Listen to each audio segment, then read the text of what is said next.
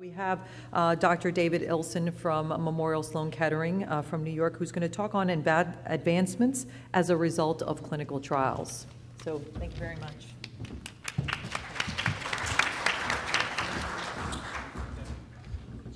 Okay, well, thanks very much for the privilege to speak. This is a really complicated topic because I really want to show you that progress really has been made in various aspects of stomach cancer management, including improvement in outcomes after surgery, and I think we have advanced the field in metastatic disease, but also to show you that there's a long way to go. I think there are a lot of interesting new pathways and options that we're pursuing. And also we've gotten some important negative signals. Just because a drug is new doesn't mean it's better. And I'll show you some of the lessons that we've learned that actually show that sometimes new drugs can be deleterious and not always beneficial. So these are my disclosures. So if we look, we tend to lump esophageal and gastric cancers because now esophagus cancer is also mostly adenocarcinoma as well. Globally, gastric cancer is the second leading cause of cancer-related death. So it's a huge health problem worldwide, but not a small problem in the U.S. You know, we always talk about this as being an uncommon disease, but when we look at esophagus and gastric cancer together, it's more than 40,000 new patients every year. And esophagus cancer is rapidly catching up with gastric cancer. We're actually seeing that more distal gastric cancers are becoming less common. We talked a lot about the role of Helicobacter infection, and that seems to be disappearing from Western populations. And we're seeing this ongoing increase in esophagus and GE junction and proximal gastric cancers. We certainly have made progress over the last 3 decades. I mean, there's clearly huge room for improvement, but if we look at survival trends from the 70s, 80s, and now the 2000s, we can see that gastric cancer survival has clearly improved over time, and esophagus cancer as well. So clearly this is not statistics we're happy with, but there have been trends towards improvement, and I think that this is a reflection of combining chemotherapy and radiation with the surgical management, and also patients with advanced disease, I think, are living longer because of treatment improvements. So I just want to talk a little bit about surgical therapy to indicate, because a number of questions came up earlier, you know, what do we do other than surgery for stomach cancer? And Dr. Blackstock talked earlier about giving after surgery radiation and chemotherapy. That was probably the first approach that showed an improved outcome when added to surgery, giving 5-FU and radiation. And then a few years later, results from studies in Great Britain showing that even chemotherapy alone, without radiation, chemotherapy given before and after surgery also improved outcome. And now a resurgence, mostly from Asian studies, showing after surgery that even chemotherapy after surgery improves outcome. These were quite large studies done in Asia, 2,000 patients in 2 studies, very good quality surgery and no radiation.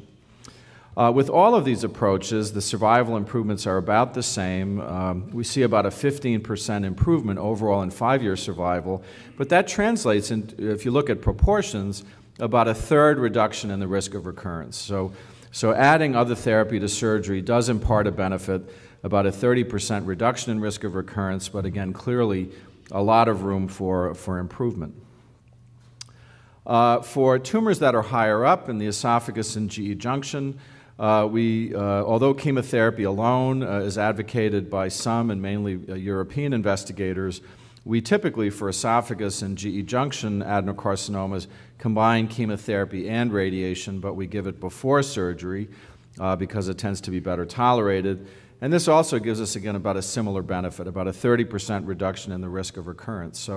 So modern treatments, chemotherapy with or without radiation combined with surgery, do reduce recurrence, and we do get about a 1/3 reduction in the risk, but it's not 100%, so clearly more progress needs to be made. So what's the best chemotherapy to give our patients with esophagogastric cancer? Well, on the right side of the slide, these are kind of the industry standards that we use to treat metastatic or stage 4 disease. Although we often use 3-drug chemotherapies, DCF would combine taxane with cisplatin and 5-FU. ECF is the British cocktail with epirubicin. But if you look across the panel, the response rates in that second line, you can pretty much see that all of these different treatments are pretty similar in their effectiveness. And if you look in the center of the table, those are 2-drug chemotherapy regimens like Folfox and Folfiri, and combining Xeloda with platinum. They're about as effective as 3-drug treatments. The problem is when you add a 3rd drug to chemotherapy, you get a lot more side effects. So most patients that we're going to treat, we usually will give 2-drug chemotherapies, and outcomes like time to progression and survival are about the same. But again, you know, we're not hitting a home run here. I mean, we still have yet to break the 1-year barrier for survival for patients. But the other thing to always remember when you look at these statistics is these are averages, so that what this means is that half of patients are going to live longer than the average. So I always tell patients this. I never like to give statistics because sometimes, you know, we do much better than the average and patients are doing well on chemotherapy for protracted periods of time. But again, clearly room for improvement, but not a big difference between 2-drug therapies versus 3 drugs. So who do we give 3-drug chemotherapy? Because the side effects can really be escalated, we tend to use these more toxic, harsh therapies in younger patients that don't have medical issues. And patients really have to be willing to tolerate more side effects from a more toxic treatment. And you really have to be seen frequently to make sure that you're not having too many side effects from therapy. The ECF British regimen, I always argue with my British colleagues because when you add that E drug, you get things like hair loss and heart toxicity, and is it really worth it? We did a trial in the United States, we haven't published it yet, but we compared Folfox, which is a 2-drug chemotherapy, with ECF, and we saw no difference between the 2 treatments. So many of us consider this 5-FU oxaliplatin Folfox as probably the best option for most patients with gastric cancer. So, but I've shown you what chemotherapy accomplishes, and what we're now really trying to do is exploit the differences between cancer cells and normal cells. Because cancer cells really have evolved mechanisms that they become immortal, that they resist the normal processes where we stop cell division. Normal tissues turn over. You know, the lining of your GI tract turns over on a regular basis. The old tissues die off and new tissues grow in. Cancer cells evade those mechanisms. They don't reach a point where the cancer cell becomes mortal. They're immortal. And all of these different pathways that I've listed indicate differences between cancer cells and normal tissue. And these are called the hallmarks of cancer. So resisting cell death. Again, normal tissues go through a life cycle, and normal tissues die off and are replaced by recycling tissues.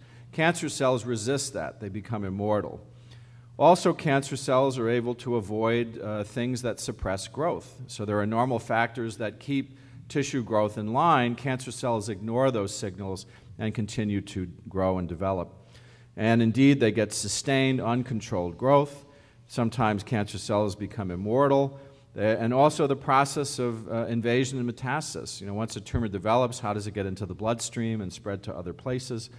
And key, once a tumor develops and grows, is it has to have a blood supply. So angiogenesis is how the tumor and the environment interact to form a blood supply. And all of these areas we can potentially target to try and inhibit the growth of a cancer and not affect normal tissues.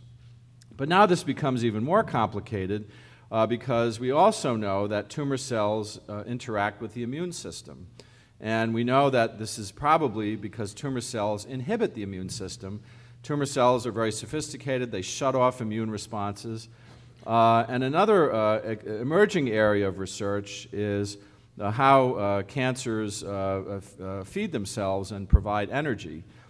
Tumor cells have a much more primitive way of producing energy for growth. It's usually anaerobic metabolism, does not require oxygen, whereas healthy tissues need oxygen aerobic metabolism. So potentially exploiting the differences between how cancers make energy and how normal tissues do may be another avenue of research. So these are actually data from Adam Bass's group. I think they've done some of the best work in the United States to really try and characterize what are the genetic abnormalities in gastric cancers that promote cancer growth. And this was a study where they looked at 300 fresh samples of esophagus and gastric cancer, and they compared it with 190 tumor cells from colon cancer. And if you look at the graph on the right, colon cancer is in the blue, and esophagus and gastric cancer, that's the red and the yellow. And you can see on the left-hand part of that curve that the amplification of genes is much less common in colon cancer, but it's much more common in esophagus and gastric cancer. So there are many more genes that are amplified. That means there are multiple copies of the same gene. And when you have multiple copies of the same gene, you get more expression of those factors. So that seems to be much more important in esophagogastric cancer. Gene amplification, probably even more so than mutation of genes. And some of the important pathways include HER2, that's what Herceptin targets, EGFR amplification. I'll show you some disappointing data later that even though EGFR is an amplified gene, pretty much all the drugs that we've tested on the EGFR pathway have not improved outcome. MET we'll talk about, ongoing studies. This is a very exciting new pathway that seems to be bearing fruit with new drug development. And there's another pathway called FGF. This is fibroblast growth factor that drugs are in development. But all of these importantly overexpressed pathways are all targetable. That means they are pathways that we can have drugs that can potentially inhibit these pathways. So what about mutations, activating mutations in the cancer? This again is from Adam's group, 150 tumors studied. They did identify 26 different genes that had significant incidence of mutation or activation. But if you look at the bottom, KRAS, BRAF, EGF, these are genes that are very commonly affected in other cancers. Like KRAS is mutated in 40% of colon cancers, BRAF 60% of melanoma. It's almost zero in esophagogastric cancer. So we talked about this earlier, but many of the drugs that work in other cancers don't work in gastric cancer because the genes just aren't affected. So I want to talk a little bit about HER2. One of the most important ways that these targets work, this is a cartoon, and on the upper part of the cartoon, this is a cartoon of a cell. So the cell membrane is shown running through the center of the slide. And this is a schema showing how these growth factor proteins, they kind of straddle the cell membrane. So these growth factor proteins are on the surface of the cell, and part of the protein is outside. And this shows the HER2 family. This is what Herceptin targets. So basically, this protein straddles the surface of the cell membrane, and what happens is these proteins, you have to have a signal come to bind to the protein. Then the proteins pair up. They have to pair up with each other. So HER2 would pair up with HER3, and that activates the process. That sets this complex activated, and then it winds up sending signals into the cell that promote growth. So potentially inhibiting these pathways, we would have molecules that might block the activation of these receptors and pathways. But it's not that easy. So what happens, so here I showed, here again is that receptor that straddles the cell membrane, but look at what's going on inside the cell. This is not a simple process. There's a whole host of downstream pathways so that the HER2 molecule doesn't just make a cancer grow by one mechanism. It activates all of these downstream pathways. Now, that's sort of the bad news, but the good news is that all of these different pathways can potentially be targeted. We can develop drugs that would inhibit and block these pathways downstream. Herceptin works on the outside of the cell, but there are other drugs being developed that can potentially block these pathways downstream that promote tumor growth. So Herceptin was the first approved drug that really was specifically attacking this type of growth factor pathway. And the trial that accomplished this was the TOGA trial. This was a huge international effort because the authors knew from the experience in breast cancer that a drug like Herceptin only seems to work in patients that have high expression of the target. So patients that Herceptin works, they're HER2 positive. They have very high levels of that target protein on their surface. But you have to test the tumors. You have to test the cancer to make sure that the tumor has a high level of the target. So they screened 4,000 patients around the world to identify 600 patients that were HER2 positive. And then addressing the question earlier, why would a patient go on this study? Well, the patients got standard chemotherapy, which was either 5-FU or Xeloda plus cisplatin. So this was a very reasonable trial for a patient to go on first line because everybody at least got standard chemotherapy. Everybody got 5-FU plus a platinum drug, and then half of the patients got the addition of Herceptin because we didn't know whether it worked. I mean, the only way you can prove a drug is effective is you've got to show that when you combine it with standard treatment that there is a benefit. And it turned out that every endpoint was improved in the patients that got Herceptin. So survival was improved by about 25%. Jordan talked about hazard ratio. So there was about a 25% improvement in survival. The tumor grew at a slower rate, and people had more responses. The response actually was improved by about 1/3 in patients getting Herceptin. So survival was improved, time on treatment was improved, and the effectiveness of chemotherapy was improved. But again, this had to be shown in a trial that you compared it to chemotherapy alone. So Herceptin now is being moved up into earlier treatment. We are now looking at the role of Herceptin in patients that have earlier stage disease, and there's an ongoing trial in the United States being run by RTOG. RTOG is the National Radiation Therapy Oncology Group. These are patients with stage 2 or 3 esophagus and GE junction adenocarcinomas. They have to, again, you got to have the marker. You know, in order to benefit from Herceptin, you have to be in that group of patients that has high levels of the target. So the trial selects out HER2 positive patients. And again, this is a first-line trial. You say, well, why would I go on a first-line trial? Well, everybody gets standard treatment. Everybody gets chemotherapy and radiation followed by surgery. But the experimental arm is adding Herceptin to the treatment to see whether adding the new drug to standard therapy improves outcome. So what about other HER2 pathways? Because we know in breast cancer that other drugs that attack this HER2 pathway are effective. So lapatinib is another drug that's active in HER2 positive patients. So I told you that Herceptin targets the protein that's outside the cell.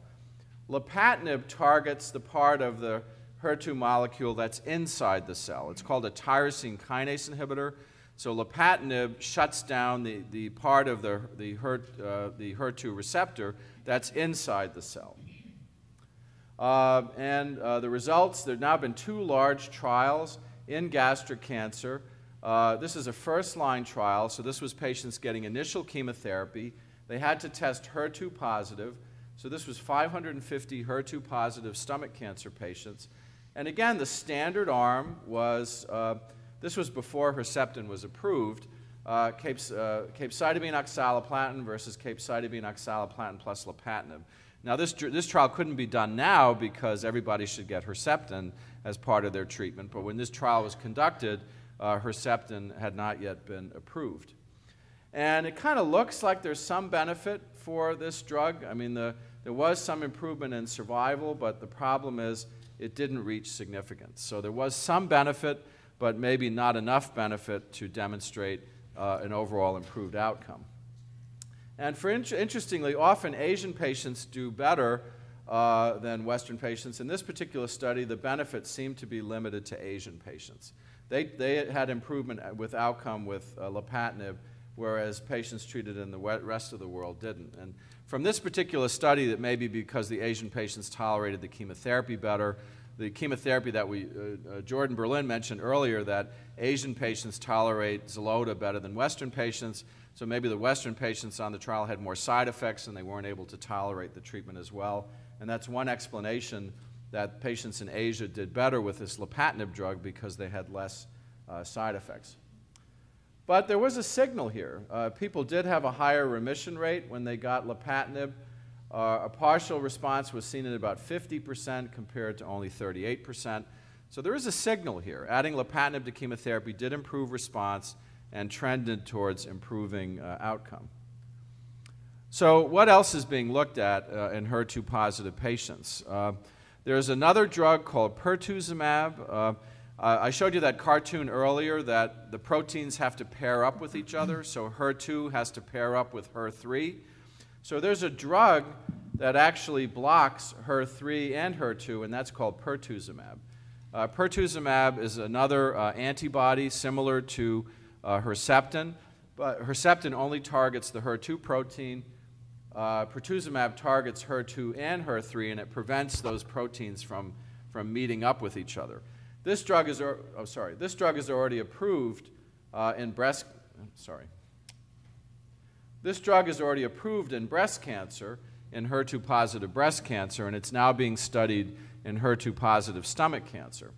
And this is a first-line trial that's ongoing. So the standard of care here is to get trastuzumab, Herceptin, plus chemotherapy, and the experimental arm is Herceptin, chemotherapy, and the addition of the new drug pertuzumab. So again, here's another example of a first-line trial, but everybody gets good standard of care, and then the experimental arm is to get the addition of the new drug. And we can't assume that this drug is going to work the same way it does in gastric cancer. You've got to do a study to prove that it's beneficial. So another way to target the HER2 molecule, and we talked about this earlier, is, again, Herceptin works. You know, the Herceptin is the approved drug. It binds to that protein on the surface of the cell. But one of the things that happens to Herceptin when it binds is it gets swallowed. You know, Dr. Ajani said earlier, it gets swallowed up by the cell. It gets taken inside. Now, we can exploit this mechanism by linking to Herceptin a chemotherapy drug. So this drug, TDM1, basically takes Herceptin and links it to a chemotherapy drug. So when the cell binds the Herceptin, it's kind of like a stealth bomb. You know, it brings the chemotherapy drug inside, and then once inside, the chemotherapy drug is released. So this is another drug. TDM1 is actually also already approved for breast cancer. It seems to work better than Herceptin alone, and it also seems to work when Herceptin doesn't work. So because Herceptin is active in gastric cancer, there's now an interest in studying TDM1 in HER2-positive gastric cancer. And the trial that's ongoing, so I think somebody, there was a question, what do we do when Herceptin stops working? This is a trial comparing standard chemotherapy, because we really don't know, what happens when our chemotherapy with Herceptin stops working. Should we continue Herceptin or should we stop it? Technically, we generally stop a drug when it stops working. So in patients that have already gotten Herceptin and it stops working, a standard option would be to give the patient chemotherapy alone as a secondary treatment with Taxol. And then this trial is comparing standard chemotherapy with two different schedules of this TDM1. So it's a secondary trial looking to see whether this novel Herceptin-like drug has a benefit as a secondary treatment. So another, remember I showed you that slide summarizing the activating, the important pathways in esophagogastric cancer. HER2 was one. EGFR is another important pathway. Again, similar to the HER2, again, it's a protein that straddles the surface of the cell, and basically you activate this protein and then you get signaling downstream in the cell. So you activate the outside of the protein, and that sends signals into the cell that cause the tumor cell to grow. And this is clearly an important pathway in esophagogastric cancer. It's amplified in about 10% of patients. But the problem is, you've got to do studies. You can't just assume because the pathway is there that the drugs are going to work. And and it's important to do these trials because this particular trial, pretty much all the studies of drugs that have targeted the EGFR pathway have been negative studies. They have not shown an improvement. And one of the largest ones was the REAL-3 trial from Great Britain. They treated over 700 patients on this trial. Everybody got chemotherapy with or without this drug panitumumab. And actually, the people that got the panitumumab did worse. So again, you can't always assume that a new drug is always going to be better, and there's always a risk that you add a new drug to treatment, it actually might be worse than standard treatment. So this trial actually showed that adding the new drug, people had a worse outcome. Another trial in Europe, EXPAND, looked at a similar drug, cetuximab. This was also a negative trial. Adding cetuximab to chemotherapy did not improve outcome. This was a 1,000-patient trial. And then more recently, there's an oral EGFR drug called gefitinib. This was compared just to supportive care alone. These were people that had gone through all conventional chemotherapies and didn't really have other treatment options. And gefitinib did not improve outcome. Now, remember I showed you earlier that TOGA study where they had to screen 4,000 patients to find 600 that were HER2 positive. None of these studies looked at a marker to potentially identify patients that might do better, because we know with drugs like Herceptin, you've got to have that HER2 marker on your tumor to benefit. To date, we have not identified any marker to identify, is there a subset of patients that really might benefit from these drugs? So I think what we learned from these trials is to just do these big 1,000-patient trials and have no way of identifying who might benefit. Maybe that's not the best way to do a study. You spend lots of resources, 1,000 patients, and you really, at the end of the day, you haven't really advanced the field. So I think it's important when investigators like Dr. Bass are trying to identify subgroups of patients that might benefit from these new drugs, rather than just putting everybody on the trial, knowing that maybe that's only a small percentage of patients that are actually going to benefit. But who those patients are, we don't really know yet. Yeah. Okay. So I just want to talk a little bit about anti-angiogenesis drugs. Again, unfortunately, some negative data for bevacizumab or Avastin. Avastin studied in first-line chemotherapy did not improve outcome compared to chemotherapy alone. Very disappointing because this is a drug that works in colon cancer. And more recently, another drug called everolimus also did not improve outcome. This may change, however, now with the study of a new drug called ramucirumab. Ramucirumab also targets that same pathway. It's an anti-angiogenic drug. It targets the VEGF receptor. And we've got 2 recent positive trials for this drug in advanced gastric cancer. And we got the good news last week that ramucirumab will now be approved in patients with stomach cancer as a secondary treatment. The first study that showed benefit is the REGARD trial. This was a trial in which patients, after they progressed on first-line chemotherapy, only got supportive care versus supportive care plus ramucirumab. And this study showed modest improvements in overall and progression-free survival. The ramucirumab had very little side effects. So based on these data, this drug by itself showed a benefit. It was approved by the FDA to be given as a secondary treatment in patients that their tumor grows on first-line treatment. But I think even more exciting are the RAINBOW data, because very few patients are going to agree to not get more chemotherapy second line. So this was a trial in second-line chemotherapy of Taxol with or without the new drug ramucirumab, and this was also a positive study. Survival was improved, time on chemotherapy was improved, and remission rates were improved.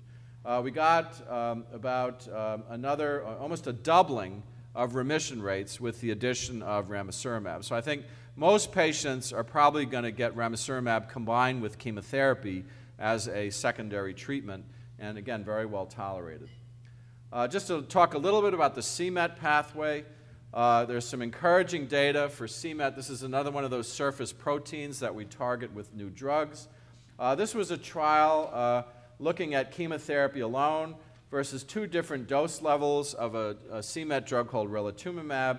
And relatlimab did improve progression-free and overall survival in the 40% of patients that had high levels of the MET protein. So based on this, there are 2 ongoing trials of a c-Met drug. One is called the RILAMET trial. These are only studies for patients without any prior chemotherapy. RILAMET is looking at adding relatlimab to first-line chemotherapy, and MET Gastric is adding another drug called arnatuzumab to chemotherapy in first line. And this just lists a number of the ongoing studies. We talked about most of these. Then I just want to close out with just a discussion of immunotherapies briefly, because this was very confusing to me until I saw this cartoon, because this cartoon really explained to me how the new drugs are used to interface with the immune system. So basically, in order for the immune system to work, cells called dendritic cells have to present the foreign proteins to the T cells. So the dendritic cell presents foreign proteins to your immune system, and then the T cells are stimulated to grow, so you get an immune response. But as I commented earlier, there's got to be a way to shut this off, right? You've got to have a feedback mechanism, because you don't want to respond to every time you see a new antigen. You don't want to have an autoimmune reaction. So the way that this process is shut off is by activating, on the bottom of this cartoon, I think this is dying here, CTLA-4 is a receptor on the T cell. If CTLA-4 is activated, it shuts down the immune response. So basically, there are drugs that block this CTLA-4 pathway and allow your immune system to respond to the antigen. And then the other drugs that are in development are these PD-1 and PD-L1. Again, here it's the tumor cell interacting directly with the T cell. So again, the T cell is activated by the tumor cell, but then you've got this feedback mechanism whereby the tumor cell will inactivate the T cell by activating PD-1 or PD-L1 is the ligand, PD-1 is the receptor. So basically, these drugs, they block these pathways by which the tumor cell can shut down the immune response. And the data are kind of mixed to date on these immunotherapies. These are actually both PD-L1 trials. There was a study published in the New England Journal of Medicine a couple of years ago looking at this anti-PD-L1 from Bristol Myers. They treated 7 gastric cancers, and there was no response in this particular study. However, a more recent trial looking at a MedImmune drug did show 1 response in a gastric cancer. So the jury is still out about these immunotherapies. Certainly, if patients have gone through conventional chemotherapies and they're not working any longer, to enter one of these immunotherapy trials, if you're a candidate, I think would be a good idea. And particularly the PD-L1 drugs have almost no side effects. So, and it's a very promising area of research, but again, mixed picture. Some people have not responded, and there have been really just isolated cases of benefit. Okay, we need to wrap up. Okay, so I think this is my last slide. What have we learned from clinical trials? Well, we know that we no longer just do surgery alone for gastric cancer, that we need to combine chemotherapy and possibly chemotherapy and radiation to improve outcome. We don't really need to do these 1,000-patient trials anymore without identifying a marker in the patients that might identify patients more likely to benefit from treatment. So I think the key in research now is to identify biomarkers that are going to identify patients that are most likely to benefit from new drugs. And this was a sore lesson from the EGFR drugs. Pretty much all the studies didn't work. However, for Herceptin, for HER2-positive patients, we've made progress with the development of Herceptin. And there are newer HER2 drugs in development, including TDM1 and pertuzumab. With VEGF for angiogenesis, we now have an approved new drug. So all of you as patients should talk to your doctors about ramucirumab. This is a good drug for me because it does improve outcome by itself and also in combination with chemotherapy. And c-Met inhibitors and immunotherapy trials are ongoing. And even though the progress has been slow, we have made progress, and there's a lot of exciting new avenues of research. And as many speakers have said earlier, we encourage you to actively participate in clinical trials because that's how we move the field forward. Thanks very much. Thank you very much for that presentation. We're a little bit out of time, but we did have some questions online. What we're going to do is we're going to go right into the next talk, and then we're going to merge the question and answer period during that time, if it's okay with everyone. So.